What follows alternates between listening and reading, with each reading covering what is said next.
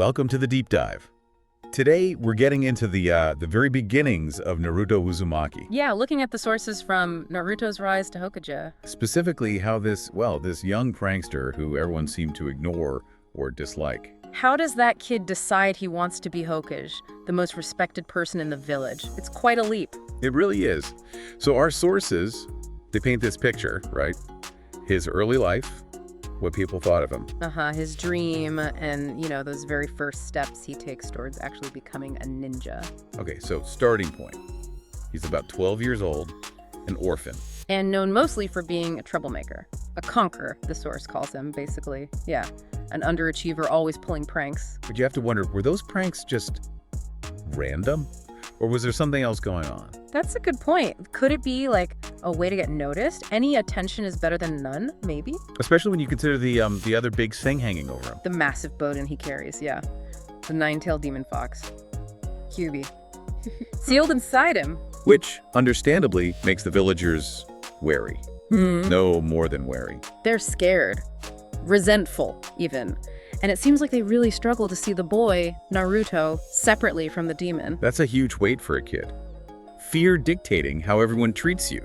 Definitely. It sort of explains why his biggest dream, becoming Hokage.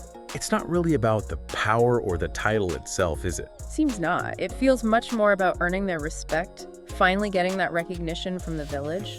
He wants the people who shunned him to finally acknowledge him. Exactly. It's a powerful motivator, that desire for acceptance. And he doesn't just wish for it, he works for it. Yeah. Even though he's not, initially gifted. Right. He fails the Genin graduation exam 3 times.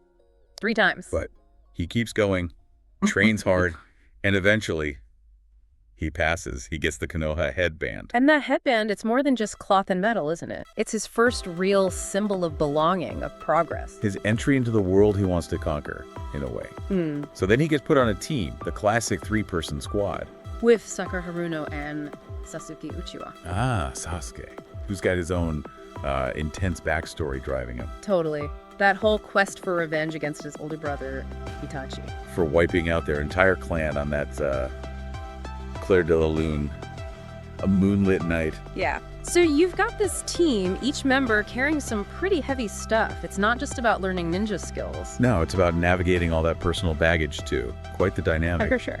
And leading them. Their Jinin sensei, their teacher. The famous Kakashi Hatake. Skilled, but quite enigmatic. He represents the established ninja world, the benchmark they need to reach. And he becomes, crucial to their growth. So Naruto starts out feared, scorned, an underdog. Definitely the underdog. But the sources suggest this starts to shift. He slowly begins to earn respect, maybe even affection. It seems so. And how does that happen? Through battles. Really intense Dantesque battles, as the source puts it. Fighting powerful enemies, proving himself. Exactly. It's through his actions, his perseverance in these crazy fights that people start to see him. Not just the demon fox, not just the prankster. They see his determination, his strength.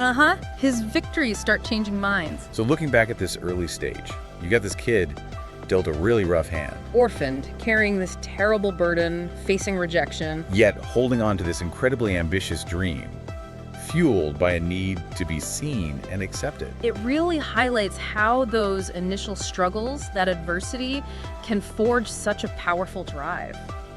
Makes you think about first impressions, doesn't it? Yeah. And how much determination it takes to overcome them. How do you push through when everyone seems to have already made up their mind about you? What fuels that? And maybe the bigger question is, what does it actually take for someone facing that kind of deep-seated prejudice to genuinely earn respect?